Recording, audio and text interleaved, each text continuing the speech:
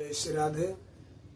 आइए हम लोग कार्तिक महात्म के 10वें दिन की कथा श्रवण करते हैं। राजा प्रथु ने कहा, हे देवर्षि, आपको मेरा नमस्कार है।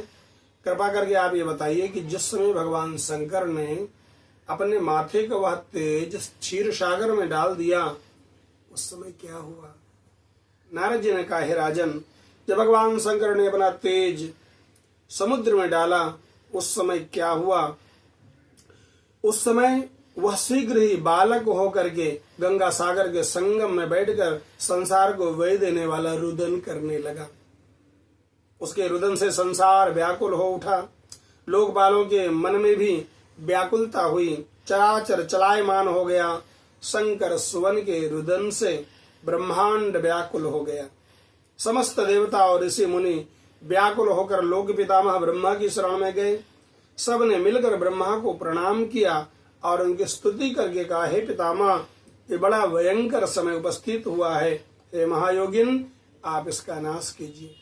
देवताओं की वाणी सुनकर ब्रह्मा जी सत्यलोक से उतरकर बालक को देखने के लिए समुद्र तट पर आए। समुद्र ने ब्रह्मा को आता देखकर प्रणाम किया और बालक को उठा करके उनको गोद में दे दिया। तब विस्मित होकर ब्रह्मा ने पूछा, हे सागर, आप बताइए ये बालक किसका है? समुद्र ने विनम्र शब्दों में हाथ जोड़कर कहा, प्रभु, ये तो मैं नहीं जानता, किंतु मुझे इतना अवश्य ज्ञात है कि यह गंगा सागर के संगम पर प्रकट हुआ है। इसलिए हे जगत गुरु, आप इस बालक का ज्ञात जात कर्म आदि संस्कार कीजिए और जातक के फल बताइए। नारद जी कहते हैं, इधर तो सागर ब्रह्मा जी के हाथ डालकर, गले में हाथ डालकर बार बार उनका आकर्षण कर रहा था। फिर भी उन्होंने ब्रह्मा जी का गला इतनी जोर से पकड़ा कि उनसे पीड़ित होकर ब्रह्मा के नेत्रों से आंसू टपकने लगे।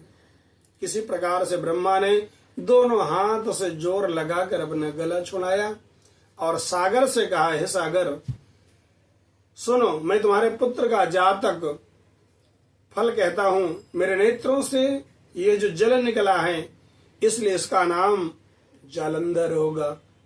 यह उत्पन्न होने के साथ ही तरुण हो गया। इसमें सब प्रकार के शास्त्रों का पारगामी, महापराक्रमी, महावीर, बलवान, महायोद्धा और रण दुर्मद होगा। ये बालक सब दैत्यों का अधिपति और भगवान विष्णु को जीतने वाला होगा तथा ये कहीं भी हारेगा नहीं। एक शंकर को छोड़कर ये सबसे अवध्य होगा। यहाँ जो उत्पन्न हुआ है, फिर वहीं जाएगा। इनकी स्त्री बड़ी पतिव्रता, सौभाग्यशालिनी, सर्वांग सुंदरी और परम मनोहर, मिष्ट भाषणी और शीलवान होगी। नारद जी कहते हैं, हे राजन, सागर से ऐसा कहकर ब्रह्मा जी शुक्राचार्य जी को बुलाकर उसके हाथ से बालक का राज्याभिषेक कराया और वहां से अंतर ध्यान हो गए। फिर तो बालक को देखकर सागर बड़ा ही प्रसन्न हुआ और अपने घर आया। कितने ही उपाय से उनका पालन पोषण किया और उनको पुष्ट किया। फिर कालनेमी नामक असुर को बुलाकर उसका वृंदा नाम की कन्या से सविधि विवाह संस्कार करवाया। उस विवाह में बहुत उत्सव हुआ। श्री शुक्राचार्य जी के प्रभाव से स्त्री से जालंधर दैत्यों पर राज्य करने लगा। जय श्री कृष्ण।